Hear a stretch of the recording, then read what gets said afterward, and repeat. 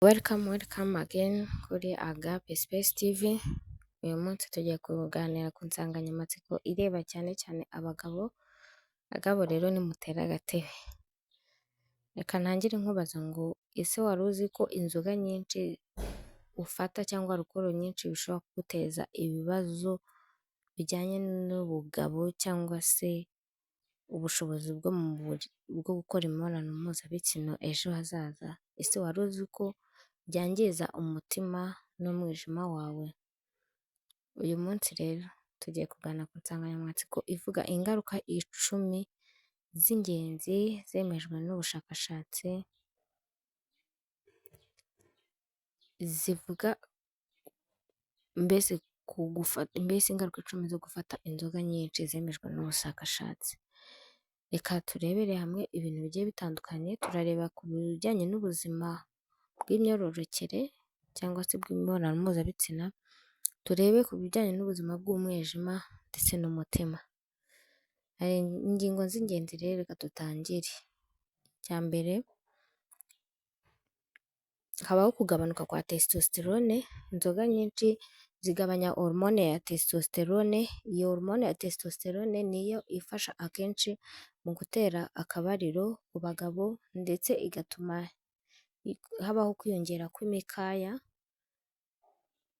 y'igitsina cy'umugabo, ndetse iyi testosterone niyo ituma habaho gushyukwa ku bagabo cyangwa se guhaguruka kw'igitsina. Iyi testosterone rero kugabanyuka kwayo bitera ipfa nyine mu gihe umugabo ari gukora imibonano mpuzabitsina ntigende neza, agacikiramo hagati, kumva afite intege nkeya, nta mbaraga afite, ndetse binatuma imitsi y'ubugabo igabanuka muri rusange.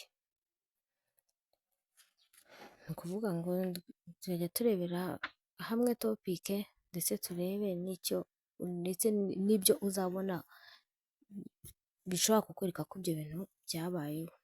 Icya kabiri ni ugucika intege mu mibonano mpuzabitsina cyangwa se erectile dysfunction.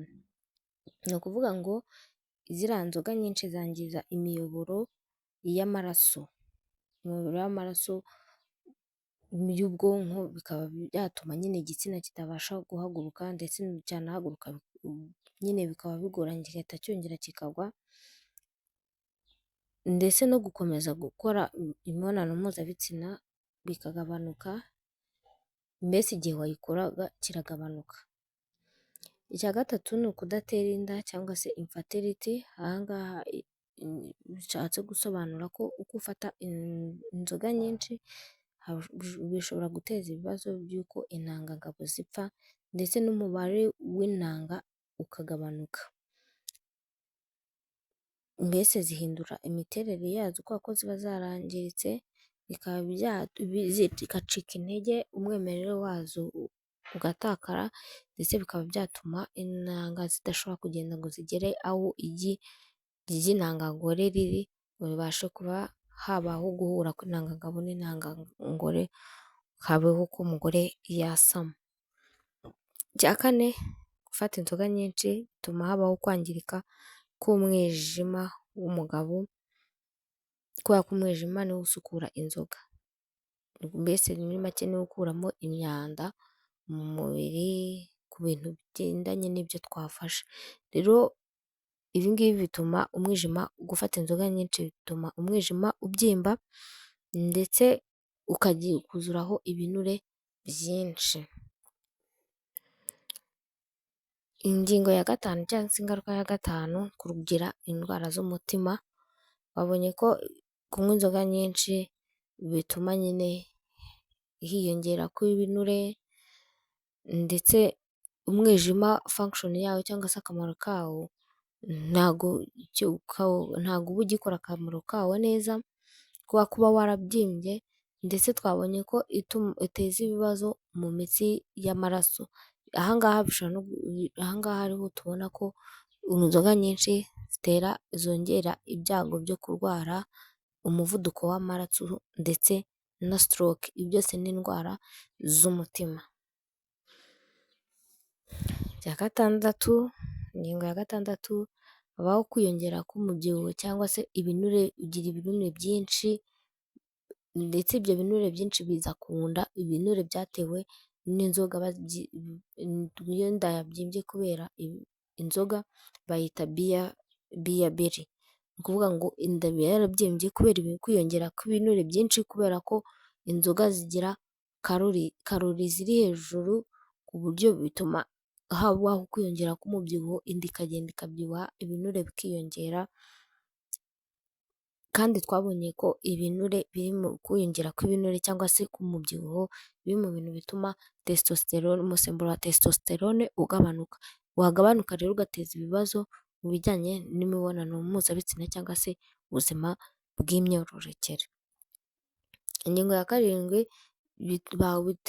inzoga nyinshi zitera kwangirika kw'imitekerereze, ni ukuvuga ngo inzoga nyinshi zituma memwari cyangwa se ububiko bw'ubwonko bugabanuka, niko nabyita mu kinyarwanda, buragabanuka cyane ku rwego bishobora no gutuma agira kwibagirwa ndetse bigatuma agira siterese cyangwa se guhangayika mu rwego rwo hejuru, ndetse iyo byatangiye kwangiza ubuzima bwo mu mutwe bituma habaho kugira agahinda gakabije. Umuntu ufata inzoga nyinshi agira ibibazo byo kugira agahinda gakabije ndetse na siteresi.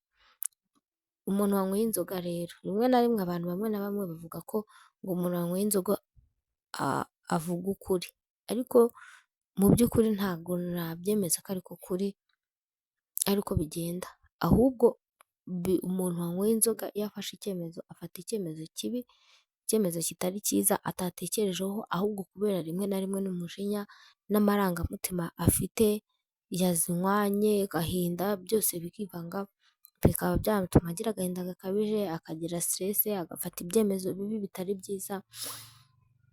Rero inzoga ntabwo ari nziza ku buzima bwo mu mutwe cyangwa se ubwonko.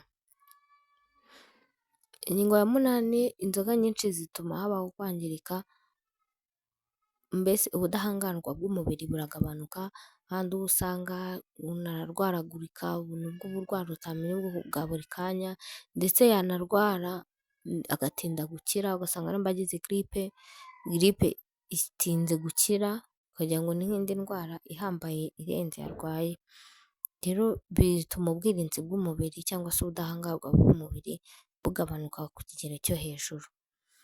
Ingingo ya cyenda, dusatira umusozo, habaho kwangirika kw'imyitwarire n'imibanire mu muryango cyangwa se no muri sosiyete, ariho hahandi usanga umuntu w'umugabo yanyweye inzoga, ko yanyweye inzoga nyinshi zamwangije, yaraye muri rigore y'amazi, yaraye ku muhanda bakamwiba, cyangwa se niba ageze no mu rugo, akagera mu rugo ugasanga atangiye gusanza abari mu rugo bose, yakubise umugore, umwana amureba, mbese nyine nta ndangagaciro mbese aba afite muri we, ndetse no kuba yafashe inzoga nyinshi zishobora kumuteza gukora ibyaha bimwe na bimwe, ndetse bishobora no kumuviramo ubundi burwayi, aho akenshi usanga abantu banyweye inzoga libido yabo irazamuka, cyangwa se ku bijyanye n'ubushyuhe bwo gukora imibonano mpuzabitsina birazamuka, akumva ashaka gukora imibonano mpuzabitsina, ku buryo niba ari mu kabari ari kumwe n'indaya bahahuriye, ugasanga akoze imibonano mpuzabitsina itanakingiye kubera ko bya biyobyabwenge yafashe cyangwa se za nzoga yafashe, ugasanga akuyemo n'indwara zigiye zitandukanye zandurira mu mibonano mpuzabitsina, ndetse ugasanga byongeye ibibazo mu muryango, abana baramutinya, araza akubitagura abana, akubitagura umugore, imyitwarire nyine idasobanutse itari myiza, kurakara bya buri kanya mu buryo bworoshye, mbese mu buryo budasobanutse. Ingingo ya cumi ari nayo tugiye gusorezaho, byongera ibyago byo kurwara kanseri, ndetse kwirema k'uturemangingo dutera kanseri, urumva nabyo ni ubundi burwayi kandi bukomeye. Ubushakashatsi rero bugaragaza ko inzoga nyinshi zongera ibyago byo kurwara kanseri, harimo kanseri y'umwijima, kanseri yo mu muhogo ndetse na kanseri yo mu gifu. Rero ikiganiro cyacu ni aha ngaha tugisoreje uyu munsi, nibyo twaganiragaho. Bagabo rero ya nsanganyamatsiko ya tunywe less irabareba ndetse n'abagore irabareba, ntawe bireba ngo birareba umugabo cyangwa se umugore, mwese birabareba. Ushobora kuba ufite umugore uzi ko yabaswe n'inzoga, iki kiganiro kirakureba kuba wakimuha akabasha no kucyumva. Umugabo wabaswe n'inzoga cyangwa se ufite inshuti yawe, wakimusangiza ukamwereka ingaruka ziri mu kuba afata inzoga nyinshi. Tunywe less rero niyo ntego, nk'uko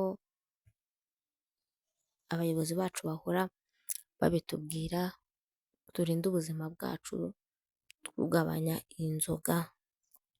Uyu munsi rero nta ikiganiro cyo kuri Agape Space TV gisoreje. Tubane no mu bindi biganiro, kora subscribe, like, share na comment. Ciao ciao.